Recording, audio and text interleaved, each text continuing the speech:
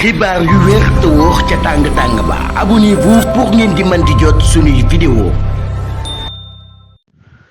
jërë ngeen jëf ci ànd gi ak ñun ci chaîne bi di Buzz 221 HD ginnaaw bi ñu ko tegee loxo daal koy placé en garde à vue moom animateur bi Daouda Waly Ndiaye rek daan nañ koy tëj ñaari weeri kaso yoo xam ne moom la war a tëdd ak ab amende bu toll ci 100 000 francs bu mu war a fay tey jii ci altine ji 16 mars atum 2026 bu ñu sukkandikoo ci information yu FD Média.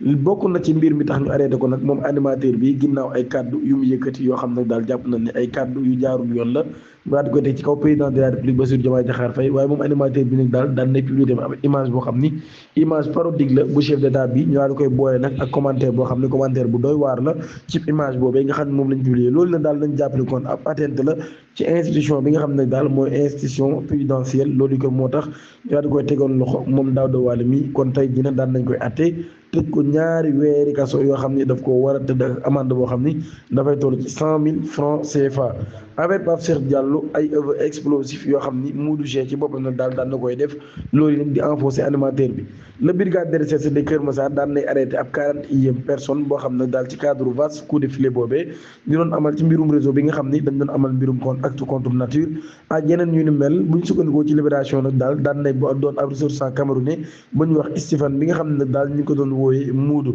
ca plateforme bu rencontre homosexuelle boo xam ne fa la daan nekk moom journal bi nag daal di xam leen ni face aux enquêteurs moom mii nag day daan nay avoué lu doy waar lool daal di xam ne daal Pape Cheikh Diallo ci boppam nag daal moom mii ñoom ñaar doon nañ jëflante mu nekk nag daal mise en cause daal di xam ne ni ab proxénète la woon nag boo xam nag daal ak animateur yi ci moom mii moo ko doon attiré wala boog moom mii da doon wëral animateur bi ay partenaires sexuels ba tey nag daal ci loolu yi muy xam ne nag daal moom mii tamit daal maanaam